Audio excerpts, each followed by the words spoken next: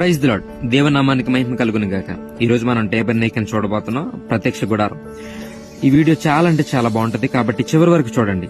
చివరిలో అతి పరిశుద్ధ స్థలంలో ఉన్న దేవుని యొక్క మందసాన్ని చాలా అంటే చాలా అందంగా చక్కగా మనకు అర్థమయ్యే రీతిలో దాన్ని నిర్మించడం జరిగింది. కాబట్టి చివరి వరకు కూడా వెయిట్ చేయండి.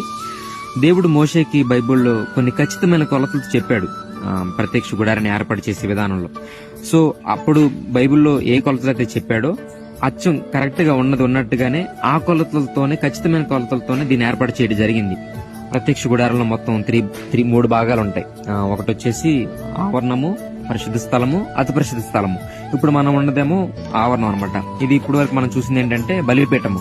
బలిపీఠానికి జల్లెల్లాగా ఏర్పాటు చేయమని చెప్పి దేవుడు చెప్తాడు, కాబట్టి అలా హోల్స్ పెట్టి అలా ఏర్పాటు చేయడం జరిగింది అనమాట. ఇదంతా కూడా ఆవరణము, ఆవరణ ప్రదేశం. ఇప్పుడు మనం ఆవరణంలో ఉన్నాము.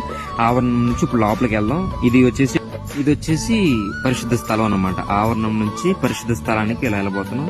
దీన్ని ఇలా వీళ్ళు నిర్మించడం జరిగింది. ఇక్కడ మీకు కనపడుతుంది కదా, అది వచ్చేసి దీపస్తంభం.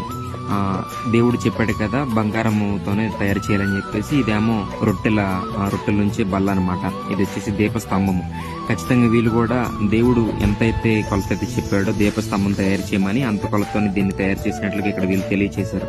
అలాగే ఇది వచ్చేసి ఎప్పుడు కూడా అగ్ని మండుతానే ఉండాలి. దీని మీద ప్రదీపం మీద ఎప్పుడు కూడా మంట అనేది మండుతూనే ఉండాలి. కాబట్టి ఇలా లైట్లు పెట్టి ఇలా కింద ఫ్యాన్ ఒకటి పెట్టి దాన్ని ఏర్పాటు చేయడం జరిగింది. ఇది వచ్చేసేమో రొట్టెల నుంచి బల్ల అనమాట.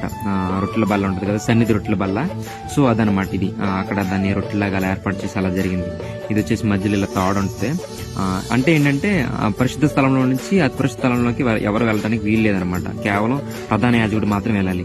అలాంటి మధ్యలో చూసేస్తేనేమో డేరాలతో ఇలా దీన్ని ఏర్పాటు చేయడం జరిగింది అనమాట. బైబిల్లో దేవుడు చెప్తాడు కదా, కెరూబులు ఇలా ఒకటి ఎదురుగా ఉంచుకొని ఇలా డేరాలు ఒకటి కొట్టమని చెప్పేసి దేవుడు చెప్తాడు మోషేకి. అలా ఉంది. ఇప్పుడు మనం పరిశుద్ధ స్థలంలోకి వెళ్దాం ఒకసారి. అది ఎలా ఉంటుందో ఒకసారి చూద్దాం. మీరు చూడండి, చాలా అంటే చాలా బాగుంటది. కనబడుతుంది కదా, ఇది వచ్చేసి మందసం అన్నమాట. మందసం దేవుడు చెప్తాడు కదా బంగారంతో దాన్ని పొదిగించమని. ఇలా 2 కెరూబులు ఒకదానికొకటి ఇలా ఎదురుగా ఉండటం, ఇలా రెక్కలు విప్పుకొని అలా ఎదురుగా ఉండటం, ఇలా చూడటానికి చాలా అంటే చాలా బాగుంది. ఈ మందసానికి 2 కర్రలు అలా పెట్టడం గాని, ఇంకా మందసంలో ఏమేమి ఉంటాయో మనందరికి కూడా తెలుసు.